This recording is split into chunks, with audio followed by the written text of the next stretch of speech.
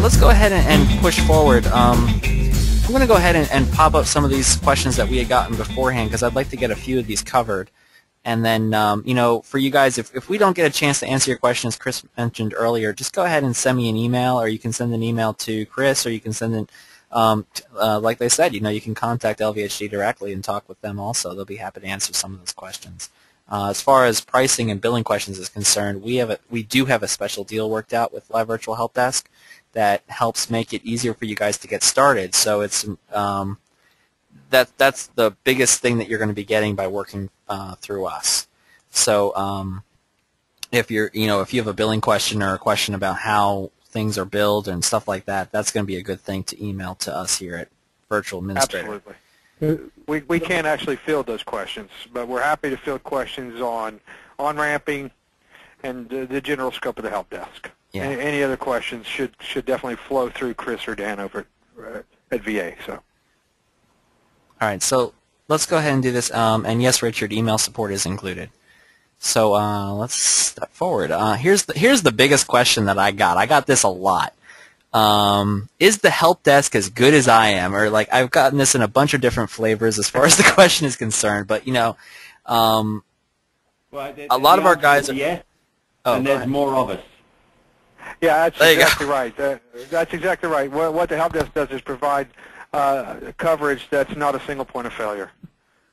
Because what we believe here at the help desk is none of us know everything, but as a group we know an awful lot. I myself am a very seasoned veteran. I'm an old C&E. I'm just an old geek myself. I never knew everything. So I doubt if anyone that's calling in today knows everything either, but to have a full team behind them, we know a lot. That's a great answer. That's very true. Yeah, because a lot of our guys are small, 1-2-man shops, and they've got a lot of questions. And Clint wants to sign up. He's ready, man. All right, let's step forward, Clint. Well, I'll repeat the instructions on how to get started at the end of the call, so stay tuned. Okay, we've already covered this. What's the process for dealing with non-standard applications? So we're going to push forward. Here's a great question. How do I sell help desk to my clients? I know that this is more of a sales question. I can go ahead and field this one. I think I can get a good answer to that. At Network Depot, when we do this as our own MSP, we've kind of taken this help desk product and we've bundled it together with into basically an all-you-can-eat type plan. So you're going to get the remote monitoring, you're going to get any support from the guys at our company, but then you're also going to get the help desk, and it's just included. We don't even ask because I think what we found is that it's going to become such a valuable part of our company that it's almost like having an employee. You don't ask your customers if they want to have one of your employees on staff. The help desk, and this is actually one of the other questions on the sheet, is very. It's almost like hiring another employee into your company at a third to half the cost of what an actual full-time employee would be, but then you get 24/7 support. So it's actually a lot less than what an employee would be, because you'd have to hire at least 3 to cover the weekdays, and then probably more than that to cover more than that within your own small company. For 24/7, the bare minimum you can do to cover 24/7 is 7 staff. There you go. So you got that's basically the answer as far as that. So how do you sell it? I'm not even sure it's something that needs to be sold. I think it's something that's supposed to be included in some other plan that you should put together to sell. And I think that's really the best way, at least that I've seen, that you could sell help desk service. Because it's hard to walk into someone else's place and say, I can give you better service, just call these guys. It should become part of your company and part of who you are. You should say, I can give you better service. This is my support phone number. This is my billing phone number. This is, sign up now. Dan, it's probably easier when they go out to a new client and they sell the whole package. I think from that point of view, you sell the whole bundle and say, not only am I going to do this for you, I'm going to give you a help desk you can call anytime you want to. that sort of stuff is always great. But I think probably the dilemma for some people is that they've already how do I sell it to my current clients? Yeah, they've already got an existing client, and now they need to know, how do they do that. I can't think of anything specific that would turn the light on probably in anybody's head. But I certainly think if they're struggling to take their clients' calls now, I think that's the point where they can say, look, it's going to cost a little bit more money, but here's what we can do for you because we're dropping the ball on some of these calls.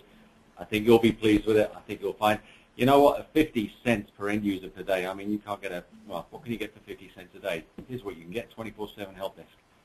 That's, I think it's really hard to go back to customers that you've already created a program for that you have an agreed price on. I've seen it handled many different ways. Some people just keep supporting them the way they have been, and they just don't change the support, and then they just do new customers, and they basically grandfather them in.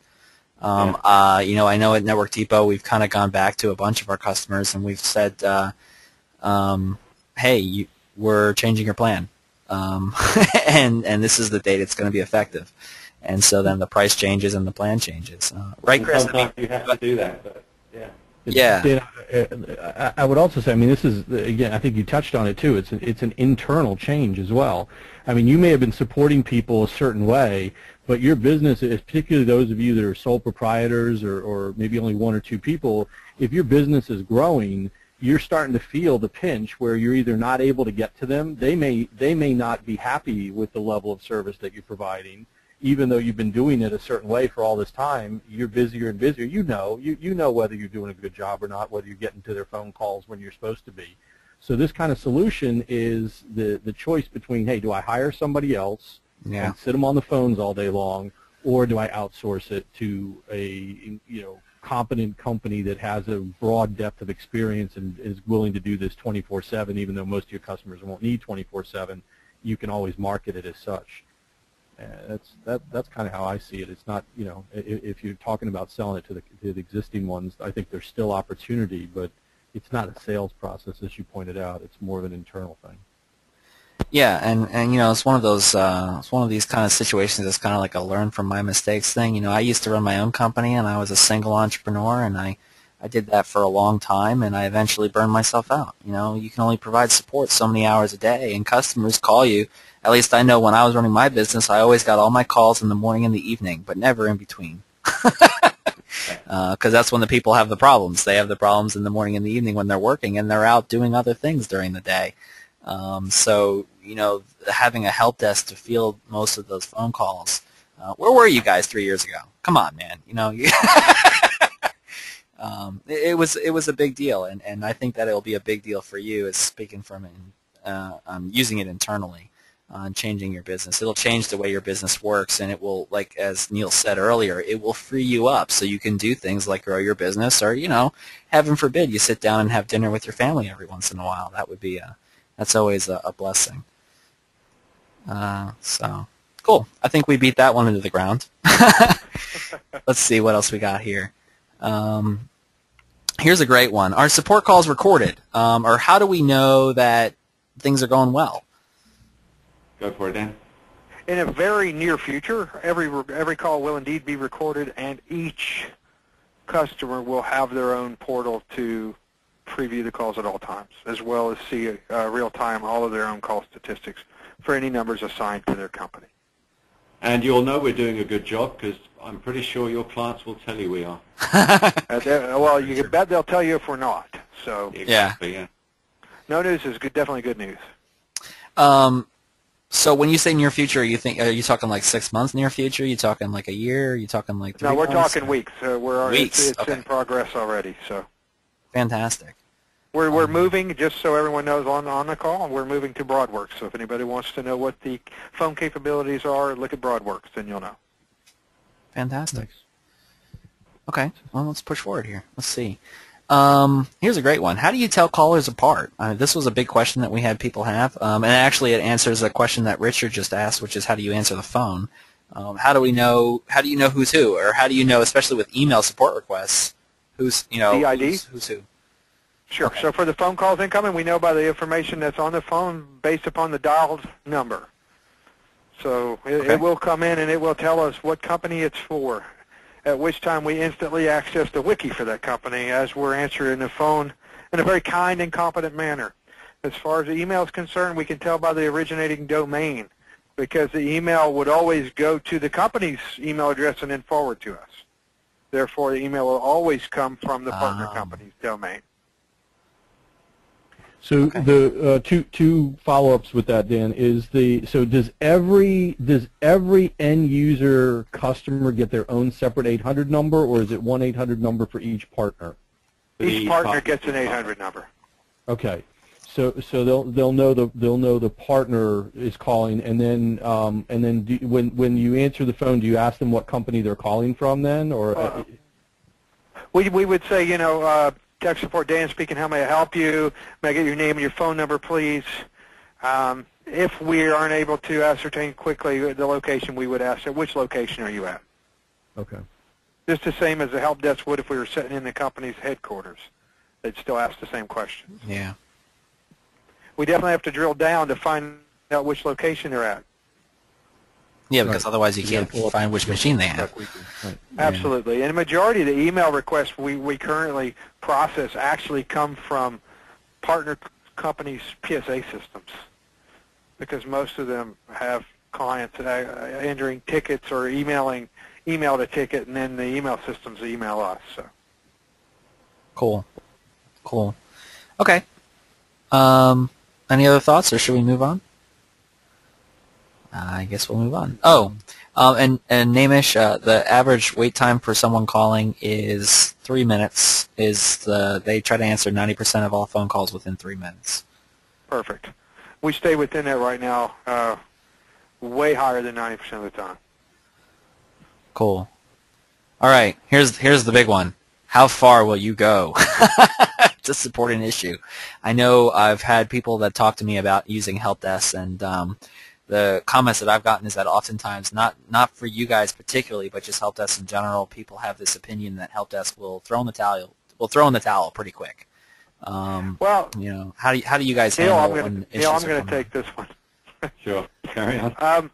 We're going to go as far as we can to help the user, but what I don't want is an unreasonable expectation on the part of the MSP partner that we're going to go to the end of the earth and back. We're going to give it a reasonable effort, an honest effort every single time. Are we going to give you the feeling we throw in the towel? Absolutely not. And if we do, I need to know about it and we'll fix it. It's not been the case. We do not stand over our technicians and actually judge them based upon how many calls they do per shift or per day. We better gauge them based upon customer surveys and so forth. We're definitely focused on customer service and closing calls, and not how many tickets per tech we can do. Well, that's good. I know that we've dealt with companies that do that, where you get paid based on the number of tickets that get pushed through the system, and that typically makes for a very unhappy experience. Absolutely. That's not our focus here. Our focus is on customer service and satisfaction, not on how many tickets we can push through the system.